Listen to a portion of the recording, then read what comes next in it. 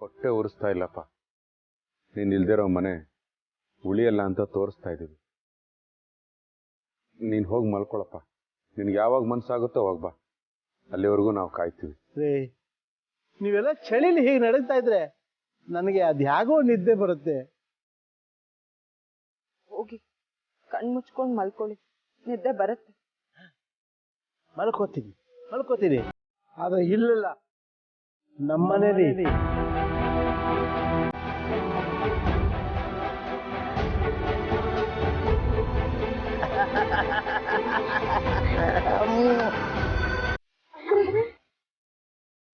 ನಾವೆಲ್ಲರೂ ಮನೆಗೆ ಹೋಗೋಣ.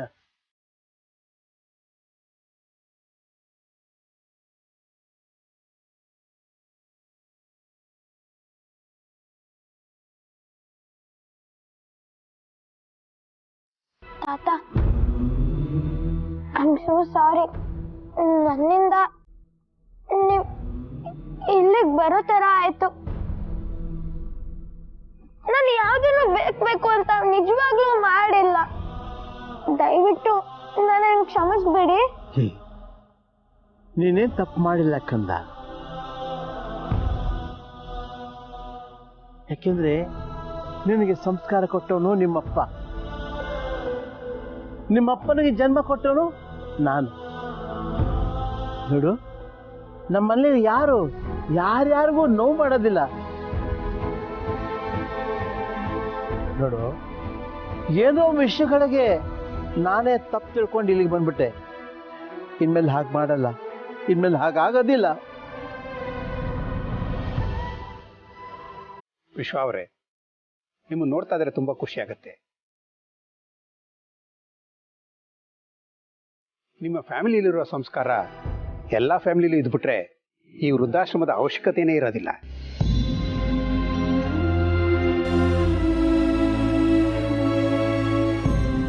ಸರ್, ನಮ್ಮ ತಂದೆನ ಜೋಪಾನವಾಗಿ ನೋಡ್ಕೊಂಡಿದ್ದೀರಾ. ನಿಮ್ಗೆ ಎಷ್ಟು ಥ್ಯಾಂಕ್ಸ್ ಹೇಳಿದ್ರು ಸಾಲದು. ಅಯ್ಯೋ ಸರ್, ನೀವ್ಯಾಕೆ ಥ್ಯಾಂಕ್ಸ್ ಹೇಳ್ತಾ ಇದ್ದೀರಾ? ಆಕ್ಚುಲಿ ನಾವು ನಿಮಗೆ ಥ್ಯಾಂಕ್ಸ್ ಹೇಳಬೇಕು. ಯಾಕೆ ಅಂತಂದ್ರೆ ನೀವು ಬಂದಾಗ್ಲಿಂದ ನಿಮ್ಮ ತಂದೆಗೋಸ್ಕರ ಪಟ್ಟ ಕಷ್ಟನ ನಾನು ಲೈವ್ ಮಾಡಿ ವಿಡಿಯೋ ಹಾಕಿದ್ದೆ. ಆ ವಿಡಿಯೋ ನೋಡಿದವರೆಲ್ಲ ನನಗೆ ಕಾಲ್ ಮಾಡಿ ಹೇಳ್ತಿದ್ದಾರೆ ತಮ್ಮ ಪೇರೆಂಟ್ಸ್ ಎಲ್ಲ ವಾಪಸ್ ಕರ್ಕೊಂಡು ಹೋಗ್ತೀನಿ ಅಂತ. ಇದಕ್ಕಿಂತ ಖುಷಿ ವಿಚಾರ ಬೇಕಾ ಸರ್? ಎಂಥ ಸುದ್ದಿ ಕೊಟ್ಟೆಪ್ಪ. ಜಗತ್ತಿನ ವೃದ್ಧಾಶ್ರಮದಲ್ಲಿ ಯಾವ ದಿನ ಯಾವ ಹಿರಿಯರು ದಾಖಲಾತಿ ಆಗೋದಿಲ್ವೋ ಆ ದಿನ ಪ್ರಪಂಚ ಉದ್ಧಾರ ಆಗತ್ತೆ.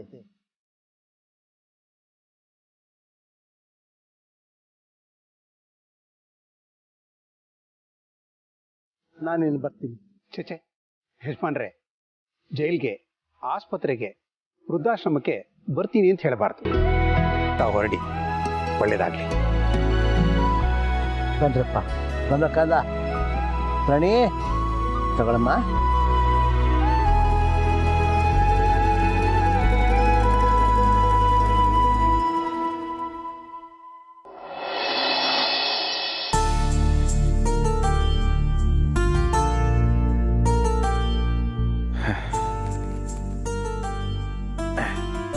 ಅಂತೂ ಇಂತೂ ಹಠ ಮಾಡಿ ಅಪ್ಪನ್ನ ಮನೆಗೆ ಕರ್ಕೊಂಬಂದಿದ್ದಾಯ್ತು.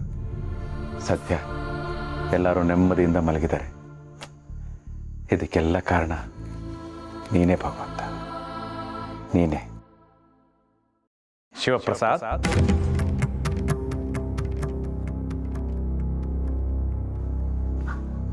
ಭಗವಂತ, ಸುಲಭವಾಗಿ ಆಗೋ ಕೆಲಸಕ್ಕೆ ಬೆಟ್ಟದಷ್ಟು ಶ್ರಮ ಹಾಕಬೇಕಾಯ್ತು ಅಂತ ಪಶ್ಚಾತ್ತಾಪ ಇಲ್ವ ಶಿವಪ್ರಸಾದ್? ಪಶ್ಚಾತ್ತಾಪನ? ಸಂಭ್ರಮ ಪಡೋ ವಿಚಾರಕ್ಕೆ ಪಶ್ಚಾತ್ತಾಪ ಯಾಕೆ ಭಗವಂತ? ತಂದೆನ ಮಗ ಮನೆ ಕರ್ಕೊಂಡು ಬರೋದಿಕ್ಕೆ ಇಷ್ಟೆಲ್ಲ ಸಾಹಸ ಮಾಡೋ ಅವಶ್ಯಕತೆ ಇತ್ತ? ಅಗತ್ಯ ಇರಲಿಲ್ಲ, ಆದರೆ ನಮ್ಮ ಕೈಗೆ ಸಿಗಬಾರ್ದು ಅಂತ ಹೊಟ್ಬಿಟ್ಟಿದ್ರಲ್ಲ, ಅದಕ್ಕೆ ಅವ್ರನ್ನ ಕರ್ಕೊಂಬರೋದಕ್ಕೆ ಸ್ವಲ್ಪ ಸರ್ಕಸ್ ಮಾಡಬೇಕಾಯ್ತು. ಅವತ್ತೇ ನಿನ್ನ ಅಂತರಾತ್ಮ ಹೇಳಿದ್ದನ್ನ ಕೇಳಿ ಮಾತಾಡಿದ್ದಿದ್ರೆ ಇಷ್ಟೆಲ್ಲ ಹೋರಾಡೋ ಪ್ರಮೇಯವೇ ಇರ್ತಿರ್ಲಿಲ್ಲ ಅಲ್ವಾ? ಕೆಟ್ಟ ಮೇಲೆ ಬುದ್ಧಿ ಬಂತು ಅಂತ ಹೇಳ್ತಾರಲ್ಲ ಭಗವಂತ, ಹಂಗಾಗೋಯ್ತು. ಈ ಸಂದರ್ಭದಲ್ಲಿ ಇದು ಸುಲಭವಾಗಿ ಬಗೆಹರಿದಿರ್ಬೋದು. ಆದ್ರೆ ಎಲ್ಲಾ ವಿಷಯಕ್ಕೂ, ಎಲ್ಲರ ವಿಷಯಕ್ಕೂ ಇದೇ ರೀತಿ ಆಗತ್ತೆ ಅಂತ ಹೇಳೋಕ್ಕಾಗಲ್ಲ ಶಿವಪ್ರಸಾದ್. ಕೋಪ ಅಶ್ವಯೇರಿ ಬರುತ್ತೆ, ಕ್ಷಮೆ ಆಮೆಯನ್ನೇರಿ ಬರುತ್ತೆ. ಅರ್ಥ ಆಗಲಿಲ್ಲ ಭಗವಂತ. ಕೋಪ, ಅಸೂಯೆ, ಅಸಮಾಧಾನದಿಂದ ಬರುವ ಮಾತುಗಳು ಅಶ್ವವನ್ನೇರಿ ಬಲು ವೇಗವಾಗಿ ಬಂದ್ಬಿಡುತ್ತವೆ. ಅದರಿಂದ ಹಲವಾರು ಮನಸ್ಸುಗಳಿಗೆ ನೋವಾಗುವುದು ಸಹಜ. ಆದರೆ ಆ ನೋವಿಗೆ ಕ್ಷಮೆಯನ್ನು ಕೇಳುವಾಗ ಮಾತುಗಳು ಆಮೆಯನ್ನೇರಿ ಮಂದಗತಿಯಲ್ಲಿ ಬರುವುದೇಕೆ? ಎಷ್ಟು ವೇಗವಾಗಿ ನೋಯಿಸಿದರೂ ಅಷ್ಟೇ ವೇಗವಾಗಿ ನೋವಿಗೆ ಪರಿಹಾರ ನೀಡುವ ಮನಸ್ಸೇಕಿಲ್ಲ ಶಿವಪ್ರಸಾದ್. ಕೋಪ ಇದ್ದಾಗ ಬುದ್ಧಿ ಇರಲ್ವಲ್ಲ ಭಗವಂತ. ಯೋಚನೆ ಮಾಡದೆ ಮಾತಾಡ್ಬಿಡ್ತೀವಿ. ಆಮೇಲೆ ತಾನೇ ನಮಗೆ ಗೊತ್ತಾಗೋದು ನಮ್ಮಿಂದ ತಪ್ಪಾಗಿದೆ ಅಂತ. ಆಗ ಸಾರಿ ಕೇಳಬೇಕು ಅಂತ ಅನಿಸುತ್ತೆ. ನಾವು ಸಾರಿ ಕೇಳಕ್ಕೆ ಹೋದಾಗ ಅವ್ರು ಏನು ಅನ್ಕೊಳ್ತಾರೋ ಅದರಿಂದ ಇನ್ನೇನಾಗುತ್ತೋ ಅಂತ ಯೋಚನೆ ಮಾಡ್ತಾ ಮಾಡ್ತಾ ತಡ ಆಗ್ಬಿಡುತ್ತೆ. ಶಿವಪ್ರಸಾದ್, ಯಾವುದೇ ಒಂದು ಕೆಲಸದಲ್ಲಿ ಹಿರಿಯರು ಹೇಳೋ ಮಾತು ಶುಭಸ್ಯ ಶೀಘ್ರಂ ಅಂತ. ಅದೇ ರೀತಿ ನಿಧಾನವೇ ಪ್ರಧಾನ ಅಂತಾನೂ ಹೇಳ್ತಾರೆ. ಹಾಗಿದ್ರೆ ಶೀಘ್ರವಾಗಿರ್ಬೇಕಾ ನಿಧಾನವಾಗಿರ್ಬೇಕಾ? ಅಯ್ಯೋ ಭಗವಂತ, ನೀನು ನನ್ನನ್ನೇ ಪ್ರಶ್ನೆ ಕೇಳ್ಬಿಟ್ರೆ ನಾನು ಎಲ್ಲಿಂದ ಉತ್ತರ ಹೇಳಿ? ನಾನು ಅಷ್ಟೊಂದು ಬುದ್ಧಿವಂತ ಅಲ್ಲ. ಯಾರಿಗೂ ನೋವಾಗದ, ಮೋಸವಾಗದ, ಆಘಾತವಾಗದ ವಿಚಾರಗಳು, ಇನ್ನೊಬ್ಬರಿಗೆ ಒಳಿತಾಗುವ ವಿಚಾರಗಳು ಶೀಘ್ರವಾಗಿ ಆಗಬೇಕು. ಯಾರೋ ಒಬ್ಬರಿಗೆ ತೊಂದರೆಯಾಗುವ ಯಾವುದೇ ವಿಚಾರವಿದ್ದರೂ ನಿಧಾನವಾಗಿ ಯೋಚಿಸಿ ಮಾಡಬೇಕು. ಇದೆ ಇದರ ಅರ್ಥ. ಅದರಲ್ಲೂ ಮನೆಯ ಹಿರಿಯರ ವಿಚಾರ ಬಂದಾಗ ಮಾತುಗಳು ಚಿನ್ನವನ್ನು ಅಳೆದು ತೂಗುವಷ್ಟು ಜಾಗರೂಕತೆಯಿಂದ ತೂಗಿ ಮಾತನಾಡಬೇಕು. ಮೊದಲೇ ದೈಹಿಕವಾಗಿ ಶಕ್ತಿಯನ್ನು ಕಳೆದುಕೊಂಡಿರುವ ಜೀವಗಳಿಗೆ ನಾವು ಎಲ್ಲರಿಗೂ ಭಾರವಾಗಿದ್ದೇವೆ ಎನ್ನುವ ಭಾವನೆಯೇ ಹೆಚ್ಚು. ಅಂತಹ ಸಂದರ್ಭದಲ್ಲಿ ಅವರ ಆತ್ಮವಿಶ್ವಾಸವನ್ನು ಹೆಚ್ಚಿಸೋ ಕೆಲಸವಾಗಬೇಕೇ ಹೊರತು ಆತ್ಮಗೌರವವನ್ನು ಕುಂದಿಸೋ ಕೆಲಸವಾಗಬಾರದು. ಮಕ್ಕಳು ಶತ್ರುಗಳಾಗಿ ಬದಲಾದರೂ ಅವರಿಗೆ ಒಳಿತನ್ನೇ ಬಯಸಿ ಹರಸೋ ಜೀವಗಳು ಯಾರಾದರೂ ಇದ್ದರೆ ಅದು ಹೆತ್ತವರು ಮಾತ್ರ. ನಿಮ್ಮಿಂದ ಅದೆಷ್ಟೇ ತಪ್ಪಾದರೂ ಮೊದಲು ಕ್ಷಮಿಸಿ ನಂತರ ತಿಳಿ ಹೇಳುವ ಜೀವಗಳಿದ್ದರೆ ಅದು ಹಿರಿಯರು ಮಾತ್ರ. ಮನೆಗೊಂದು ಮಗು ಹೇಗೆ ಮುಖ್ಯವೋ ಹಾಗೆ ಆ ಮಗುವಿನ ಸರ್ವತೋಮುಖ ಸಂಸ್ಕಾರಯುತ ಬೆಳವಣಿಗೆಗೆ ಹಿರಿಯರು ಅಷ್ಟೇ ಮುಖ್ಯ. ಅವರು ಮುದುಕರಲ್ಲ, ಅನುಭವದಲ್ಲಿ ಧನಿಕರು. ಅವರು ವಯಸ್ಸಾದವರಲ್ಲ, ಆಯಾಸವಾಗದವರು. ಅವರು ವಯೋವೃದ್ಧರಲ್ಲ, ಶುದ್ಧ ಚೈತನ್ಯರು. ಅವರು ಭಾರವಾದವರಲ್ಲ, ಬಂಗಾರದಂತವರು. ಮನೆಯ ಮೂಲೆಯಲ್ಲ ಅವರು, ಮನೆಯ ಮೂಲವೇ ಅವರು. ಹಿರಿಯರಿಲ್ಲದ ಮನೆ ಗರಿಗಳಿಲ್ಲದ ಕಲ್ಪವೃಕ್ಷವಿದ್ದಂತೆ. ಹೆತ್ತವರಿಲ್ಲದ ಜೀವನ ರೆಂಬೆ ಕೊಂಬೆಗಳಿಲ್ಲದ ವಟವೃಕ್ಷವಿದ್ದಂತೆ. ಭೂಮಿಯ ಮೇಲೆ ಮಕ್ಕಳಿಡುವ 2 ಹೆಜ್ಜೆಯ ಜಾಗ ತಂದೆ ತಾಯಿಯರ ತ್ಯಾಗ. ಹೊಟ್ಟಿನಿಂದ ಸಾವಿನವರೆಗೂ, ಗರ್ಭದಿಂದ ಮಸಣದವರೆಗೂ, ತೊಟ್ಟಲಿನಿಂದ ಚಟ್ಟದವರೆಗೂ ನೀವಾಡೋ ಮಾತು, ನಿಮ್ಮ ನೋಟ, ನಿಮ್ಮ ಉಸಿರು, ನಿಮ್ಮ ರಕ್ತದ ಪ್ರತಿ ಕಣಕಣವು ನಿಮ್ಮ ಹೆತ್ತವರು ನಿಮಗೆ ನೀಡಿರುವ ಭಿಕ್ಷೆ.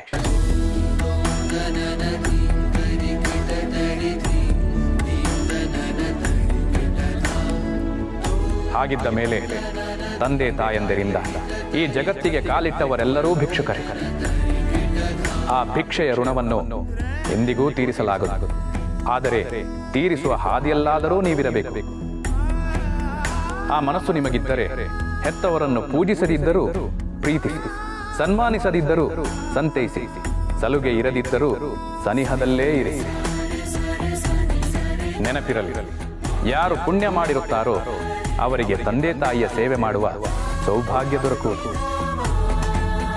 ಕೊನೆಯದಾಗಿ ಒಂದು ಮಾತು, ಹೆತ್ತವರಿಲ್ಲದವರನ್ನ ನಿಮ್ಮ ಮಕ್ಕಳಂತೆ ಭಾವಿಸಿ, ಮಕ್ಕಳಿಲ್ಲದವರನ್ನು ನಿಮ್ಮ ಹೆತ್ತವರಂತೆ ಪ್ರೀತಿಸಿ. ಇದೇ ಧರ್ಮ, ಇದೇ ನ್ಯಾಯ, ಇದೇ ನೀತಿ.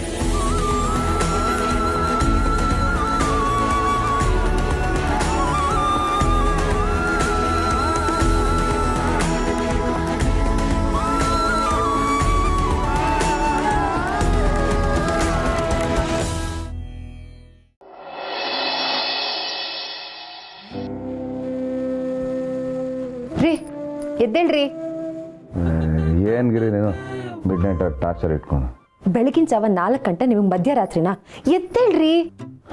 ಗಿರಿ, ಸಾಲ ಮಾಡಿರೋ ಜೀವ 11 ಗಂಟೆಗೆ ಮಲ್ಕೊಂಡ್ರು ನಿದ್ದೆ ಹತ್ತೋದು 2 ಗಂಟೆಗೆ. ನಾನು ಲೆಕ್ಕ ತಗೊಂಡ್ರೆ ನಾನು ಮಲಗಿರೋದು 2 ಅವರು. ಆ ಸಾಲ ತೀರ್ಬೇಕು ಅಂದ್ರೆ ಈಗ ನೀವು ನಿದ್ದೆಯಿಂದ ಆಚೆ ಬರ್ಬೇಕು. ಏನು ಹೇಳಿದೆ ಗಿರಿ? ಓ ದೇವ್ರೆ ದೇವ್ರೆ, ಹಾಕೊಳ್ಳಿ, ಇಲ್ಲಿದ್ದೀನಿ. ಏನು ಹೇಳಿದೆ ಗಿರಿ ನೀನು? ನಿದ್ದೆಯಿಂದ ಎದ್ದರೆ ಸಾಲ ತೀರುತ್ತಾ? ಸಾಲ ಮಾಡಿದ್ರೆ ನಿದ್ದೆನೇ ಬರಲ್ಲ, ಅಂಥದ್ರಲ್ಲಿ ನಿದ್ದೆಯಿಂದ ಎದ್ದರೆ ಸಾಲ ತೀರುತ್ತಾ? ಹೌ ಇಸ್ ದಿಸ್ ಪಾಸಿಬಲ್ ಗಿರಿ? ಅದನ್ನೆಲ್ಲ ಡೀಟೇಲಾಗಿ ಹೇಳ್ತೀನಿ, ಮೊದಲಿಗೆ ಹಿತ್ಲಿಗೆ ನಡೀರಿ. ಹಿತ್ಲಲ್ಲಿ ಏನಾದರೂ ನೀರು ಸಿಗ್ತಾ, ಕೊಡದಲ್ಲಿ ಸಿಗ್ತಾ, ಅಥವಾ ಹಿತ್ತಾಳೆ ಪಾತ್ರೆ ಸಿಗ್ತಾ? ಅಯ್ಯ, ಬಕೆಟಲ್ಲಿ ಸಿಕ್ತು. ಬನ್ನಿ ಮಾವ, ಇವ್ನ ಹಿಡ್ಕೊಳ್ಳಿ, ನಡೀರಿ. ಬನ್ರಿ, ಓ ಬನ್ನಿ. ಪೂರಿ ಕಾಪಾಡಿ ಕಾಪಾಡಿ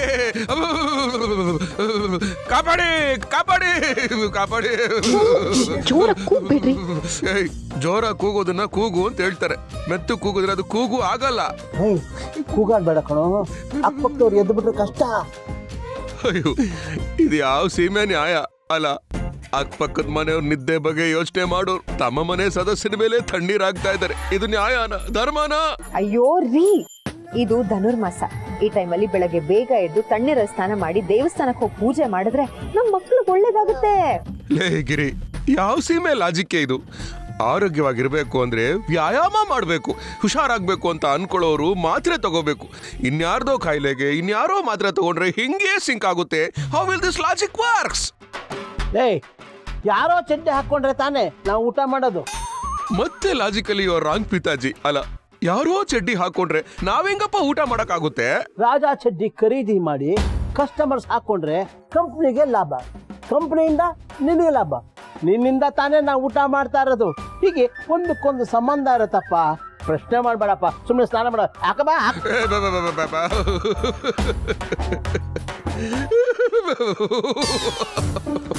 ಲೇ ಗಿರಿ, ರಾಮಯ್ಯ ಕುಡಿದು ರೋಡಲ್ಲಿ ಬಿದ್ದಾಗ್ಲು ಅವನ ಹೆಂಡತಿ ಅವನ್ನ ಕರ್ಕೊಂಡು ಹೋಗಿ ಇಷ್ಟು ಅಮಾನುಷವಾಗಿ ನೀರು ಹಾಕಿರಲ್ಲ ಅನ್ಸುತ್ತೆ. ಸಿನಿಮಾದಲ್ಲಿ ಪೊಲೀಸ್ನವರು ಕ್ರಿಮಿನಲ್ಸ್ ಮೇಲೂ ಹಿಂಗ್ ನೀರ್ ಹಾಕಿರಲ್ಲ, ಆದ್ರೆ ಸಕಲಗುಣ ಸಂಪನ್ನನಾದ ನನ್ನ ಮೇಲೆ ಹಿಂಗ್ ನೀರ್ ಹಾಕ್ತಾ ಇದೀರಲ್ಲ. ಇದು ನ್ಯಾಯನ? ಇದು ಧರ್ಮನ? ಅಲ್ಲ, ಹಾಕಿದ್ರಿ. ಶರ್ಟು ಲುಂಗಿ ಬಿಚ್ಚಿಸ್ಬಿಟ್ಟಾದ್ರೂ ಹಾಕಿದ್ರೆ, ಅದು ಬಿಸ್ನೀರ್ ಹಾಕಿದ್ರೆ ನೀಟಾಗಿ ಸ್ನಾನ ಮಾಡ್ತಾ ಇದ್ದ. ಆಯ್ತು, ಶರ್ಟು ಲುಂಗಿ ಬಿಟ್ಬಿಟ್ಟು ಸ್ನಾನ ಮಾಡ್ಕೊಂಡು ಬಾ ಬೇಗ. ರೀ, ಬೇಗ ಸ್ನಾನ ಮಾಡ್ಕೊಂಡ್ ಬನ್ನಿ, ದೇವಸ್ಥಾನಕ್ಕೆ ಹೋಗಕ್ಕೆ ಟೈಮ್ ಆಗ್ಬಿಡತ್ತೆ.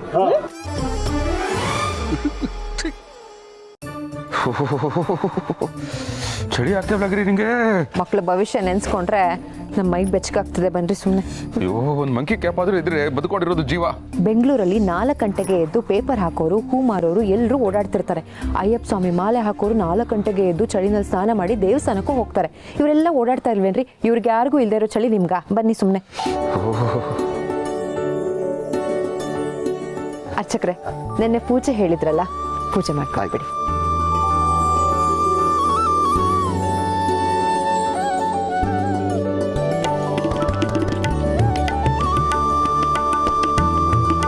ಶಿವಪ್ರಸಾದ್, ಗಿರಿಜಾ, ವಿಶ್ವನಾಥ, ಪ್ರಣೀತ, ಸ್ಕಂದ.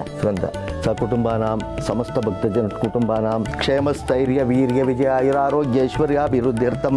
ಓಂ ಗೋವಿಂದಾಯ ನಮಃ, ವಿಷ್ಣುವೇ ನಮಃ, ಮಸೂದನಾಯ ನಮಃ, ತ್ರಿವಿಕ್ರಮಾಯ ನಮಃ, ಓಂ ಶ್ರೀ ಕೃಷ್ಣಾಯ ನಮಃ.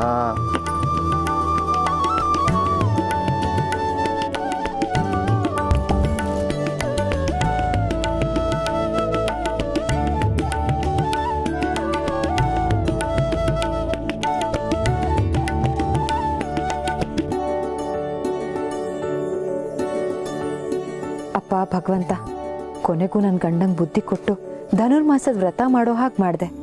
ಹಾಗೆ ನನ್ನ ಗಂಡ, ಮನೆ, ಮಕ್ಕಳು ಎಲ್ಲರೂ ಚೆನ್ನಾಗಿ ಆರೋಗ್ಯವಾಗಿರೋ ಹಾಗೆ ನೋಡ್ಕೊಳಪ್ಪ. ಏನೋ ನಮ್ಮಿಂದ ಚಿಕ್ಕ ಪುಟ್ಟ ತಪ್ಪಾದರೆ ಹೊಟ್ಟೆಗೆ ಹಾಕೊಂಡ್ಬಿಡು. ನಮ್ಮನ್ನೆಲ್ಲ ಕಾಪಾಡು ಭಗವಂತ.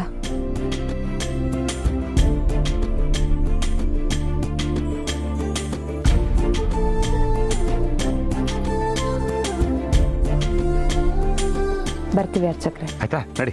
ರೀ, ಒಂದೇ ದೇವಸ್ಥಾನ ಆಗಿರೋದು, ಇನ್ನು 10 ದೇವಸ್ಥಾನಗಳಿಗೆ ಹೋಗ್ಬೇಕು. ಇನ್ನು 10? ಪ್ರತಿದಿನ 11 ದೇವಸ್ಥಾನ ಮುಗಿಸಿದ್ಮೇಲೆ ಮನೆಗೆ ಹೋಗೋದು. ನಡೀರಿ.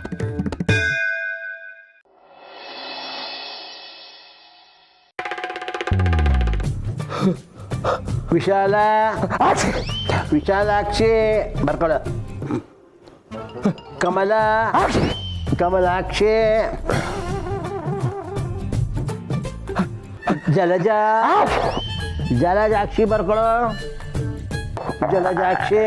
ಅಪ್ಪ ನಾನಿಲ್ಲಿ ಜಪಾನ್ ಬುಲೆಟ್ ಟ್ರೈನ್ ತರ ಕಂಟಿನ್ಯೂಸ್ ಆಗಿ ಅಕ್ಷಿ ಮೇಲೆ ಅಕ್ಷಿ ಆಗ್ತಾ ಇದ್ದೀನಿ. ನೀನು ಜಲಜಾಕ್ಷಿ, ವಿಶಾಲಾಕ್ಷಿ, ಕಮಲ ನನ್ನನ್ನು ರೇಗಿಸ್ತಾ ಇದೆಯಾ? ಮೀನಾಕ್ಷಿ ಬಿಟ್ಬಿಟ್ರಲ್ರಿ. ಶಟಪ್. ಎಲ್ಲ ಆಗಿದ್ದು ನಿನ್ನಿಂದಾನೆ. ನನಗೆ ಕನ್ಫ್ಯೂಸ್ ಆಗ್ತಾ ಇದೆ. ನಾನು ಶಿವಪ್ರಸಾದ ಇಲ್ಲ ಡೈರೆಕ್ಟರ್ ಕುಮಾರ ಅಂತ. ಯಾಕ್ರಿ? ಸೀನ್ ಮೇಲೆ ಸೀನ್ ತೆಗಿತಾನೆ ಇದ್ರಿ. ಅಪ್ಪ ನೀನ್ ಯೋಚನೆ ಮಾಡ್ಬಿಡ, ತಣ್ಣೀರ್ ಸ್ನಾನ ಮಾಡ್ದಲ್ಲ ಅದಕ್ಕೆ ಹಿಂಗೆಲ್ಲ ಆಗ್ತಿರೋದು. ತಗೋ ಈ ಕಿವಿನ ಹತ್ತಿಗಿಡ್ಕೊ. ಏಯ್ ನೀನ್ ಯಾಕೆ ನಗ್ತೀಯೋ? ಅಕ್ಕ ಅಪರೂಪಕ್ಕೆ ಜೋಕ್ ಮಾಡಿದ್ಲು ಅದಕ್ಕೆ. ನಾನೇನೋ ಜೋಕ್ ಮಾಡ್ದೆ? ಹತ್ತಿನ ಕಿವಿಗಿಟ್ಕೊ ಅನ್ನೋದ್ರ ಬದಲು ಕಿವಿನೇ ಹತ್ತಿಗಿಟ್ಕೊ ಅನ್ಬಿಟ್ಟಲ್ಲ ಅಕ್ಕ.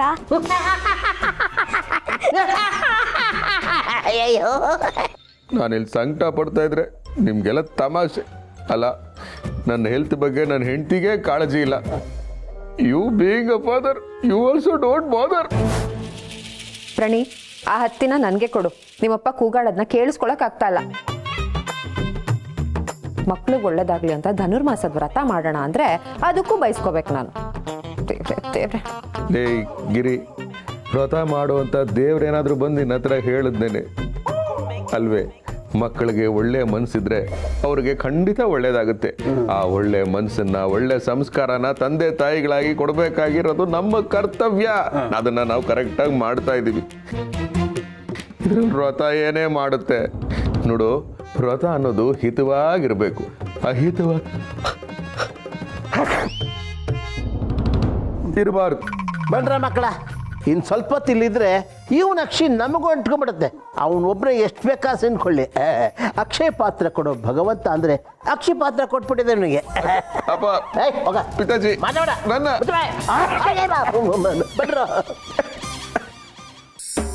ಇವ್ರು ಬೇಕಾದ್ರೆ ವ್ರತ ಮಾಡ್ಕೊಳ್ಳಿ, ನಂದೇನೂ ವಿರೋಧ ಇಲ್ಲ.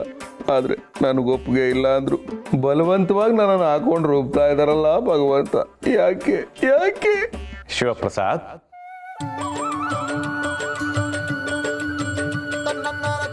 ಭಗವಂತ, ನಿನ್ ಮಕ್ಳು ಒಳ್ಳೇದಕ್ಕೆ ಅಂತ ನಿನ್ ಹೆಂಡತಿನೇ ಹೇಳಿದ್ಲಲ್ಲ ಶಿವಪ್ರಸಾದ್. ನನ್ನ ಹೆಂಡತಿ ಹೇಳಿದ್ರು ಓಕೆ, ನೀನ್ ಹೇಳ್ತಾ ಇರೋದು ಯಾಕೆ? ಡೂ ಗುಡ್ ಗೆಟ್ ಗುಡ್ ಅಂದ್ರೆ ಒಳ್ಳೇದು ಮಾಡು ಒಳ್ಳೇದು ಪಡಿ ಅಂತ ನೀನೇ ಹೇಳ್ಕೊಟ್ಟು ಈಗ ನೀನೇ ವ್ರತ ಮಾಡಿದ್ರೆ ಮಾತ್ರ ಒಳ್ಳೇದಾಗೋದು ಅಂತ ಹೇಳ್ತಾ ಇದೆಯಲ್ಲ ಭಗವಂತ. ವ್ರತ ಮಾಡಿದ್ರೆ ಮಾತ್ರ ಒಳ್ಳೇದಾಗುತ್ತೆ ಅಂತ ನಾನು ಹೇಳಿದ್ನಾ? ಮತ್ತೆ ಈ ನಂಬಿಕೆಗಳೆಲ್ಲ ಯಾಕೆ? ಇದರಿಂದ ಏನು ಉಪಯೋಗ? ಶಿವಪ್ರಸಾದ್, ಈ ನಾಡಲ್ಲಿ ಎಷ್ಟೋ ನಂಬಿಕೆಗಳು ಹುಟ್ಟುತ್ತೆ.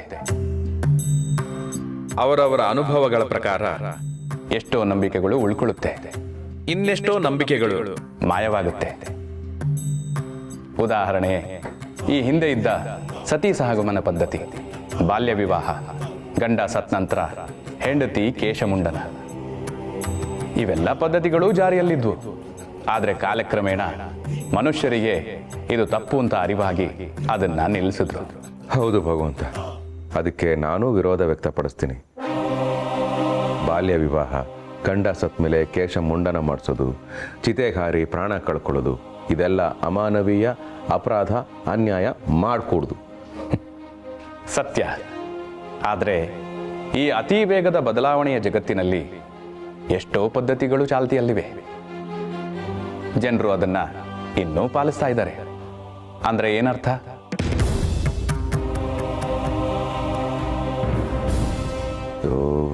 ಏನರ್ಥ? ಅವ್ರಿಗದು ಕಂಫರ್ಟಬಲ್ ಆಗಿದೆ ಅಂತ ಅರ್ಥ. ಶಿವಪ್ರಸಾದ್, ಪದ್ಧತಿಗಳನ್ನ ಕಂಫರ್ಟೇಬಲ್ಗೋಸ್ಕರ ಮಾಡಲ್ಲ, ಕನ್ವೀನಿಯಂಟ್ ಆಗಿ ಕನ್ವಿನ್ಸ್ ಆಗಿ ಮಾಡ್ತಾರೆ.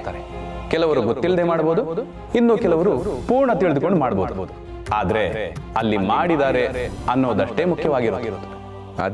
ಅದೇ ನನ್ನ ಪ್ರಶ್ನೆ ಕೂಡ. ಯಾಕೆ ಮಾಡಬೇಕು? ಸ್ಟೀವ್ ಜಾಬ್ಸು, ಎಲಾನ್ ಮಸ್ಕು ಇವರೇನು ಲಕ್ಷ್ಮೀ ಪೂಜೆ ಮಾಡಿದ್ರಾ? ಆದರೂ ಜಗತ್ತಿನ ಶ್ರೀಮಂತರ ಪಟ್ಟಿಯಲ್ಲಿ ಅವ್ರ ಹೆಸರಿಲ್ವಾ? ನಮ್ಮ ಐನ್ಸ್ಟೈನು ಸರಸ್ವತಿ ಪೂಜೆ ಮಾಡಿದ್ರಾ? ಇಲ್ವೇ? ಆದರೂ ನೋಬೆಲ್ ಪ್ರೈಸು ಮನೆಗೆ ಹುಡ್ಕೊಂಡು ಬಂದಿಲ್ವೇ? ಸೊ ಶ್ರಮ ಇದ್ರೆ ಫಲ ಅನ್ನೋದನ್ನ ನಾನು ನಂಬ್ತೀನಿ. ವ್ರತ ಮಾಡಿದ್ರೆ ಏನೇನೋ ಆಗ್ಬಿಡುತ್ತೆ ಅನ್ನೋದನ್ನ ನಾನು ವೈಯಕ್ತಿಕವಾಗಿ ನಂಬಲ್ಲ. ಬೇರೆಯವ್ರು ನಂಬಿದ್ರೆ ನನ್ನ ಅಭ್ಯಂತರ ಇಲ್ಲ. ನಿನ್ನೆಲ್ಲ ಪ್ರಶ್ನೆಗಳಿಗೆ ಉತ್ತರ ಸಿಗೋ ಕಾಲ ಹತ್ರದಲ್ಲೇ ಇದೆ ಶಿವಪ್ರಸಾದ್. ಆದ್ರೆ ಸ್ವಲ್ಪ ಎತ್ತರದಲ್ಲಿ ನಿಂತು ಯೋಚಿಸು, ಎಲ್ಲ ನಿನ್ನ ಅರಿವಿಗೆ ಬರುತ್ತೆ.